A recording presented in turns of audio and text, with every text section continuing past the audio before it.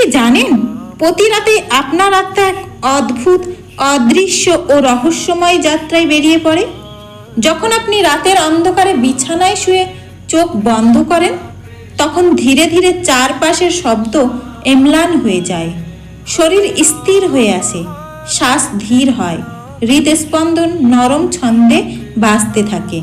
বাইরে থেকে দেখলে মনে হয় আপনি ঘুমিয়ে পড়েছেন, কিন্তু সত্যিই কি শুধু ঘুমান, নাকি তখনই শুরু হয় আপনার আত্মার গোপন সফর?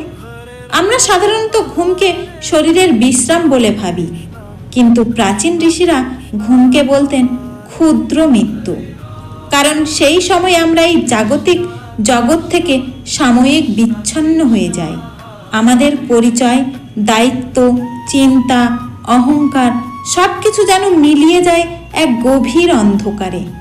হিন্দু শাস্ত্রমতে, বিশেষ করে গরুড় পুরাণ এবং মান্ডুক্য উপনিষদে বলা হয়েছে, মানুষের চেতনার তিনটি অবস্থা আছে। জাগ্রত মানে জাগরণ, স্বপ্ন মানে স্বপ্নাবস্থা, সুষুপ্তি মানে গভীর নিদ্রা। জাগ্রত অবস্থায় আমরা শরীর ও ইন্দ্রিয়ের মাধ্যমে পৃথিবীকে অনুভব করি।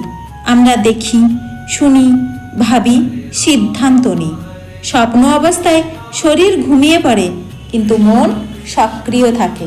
তখন আমরা এমন দৃশ্য দেখি যা বাস্তবে নেই, কিন্তু স্বপ্নে একেবারে সত্য বলে মনে হয়। আর সুষুপ্তি, এই অবস্থায় না স্বপ্ন থাকে, না চিন্তা থাকে, শুধু গভীর অচেতন শান্তি। বিজ্ঞান বলবে এটি মস্তিষ্কের কার্যকলাপের পরিবর্তন, কিন্তু আধ্যাত্মিক জ্ঞান বলে এই সময় আত্মা শরীরের বন্ধন শিথিল করে সূক্ষ্ম জগতে বিচরণ করেন। আপনি কি কখনো অনুভব করেছেন, গভীর ঘুমের মধ্যে হঠাৎ হয়েছে আপনি উঁচু থেকে কোথাও পড়ে যাচ্ছেন, আর সেই মুহূর্তে হঠাৎ ঝটকা দিয়ে জেগে উঠেছেন?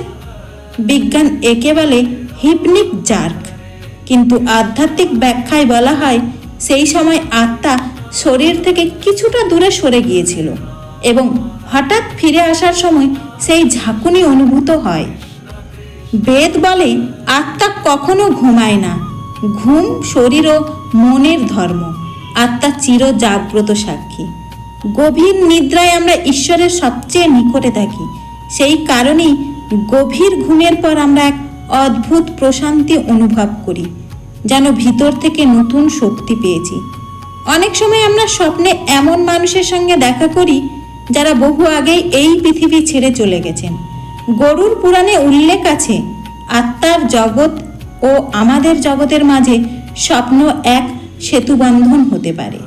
যদি স্বপ্নে প্রয়াত আত্মীয়রা শান্ত ও উজ্জ্বল রূপে দেখা দেন এবং জেগে ওঠে আপনার মনের শান্তি আসে, তবে তা অশুভ নয়, বরং আশীর্বাদের ইঙ্গিত। ঘুমের সময় আত্মা পুরোপুরি শরীর ছেড়ে যায় না। আত্মা ও দেহের মধ্যে এক সূক্ষ্ম বন্ধন থাকে, যাকে অনেক সাধক প্রাণসূত্র বলেন। মৃত্যুতে এই বন্ধন ছিন্ন হয়, কিন্তু ঘুমে তা অটুট থাকে। তাই আমরা আবার সকালে জেগে উঠি।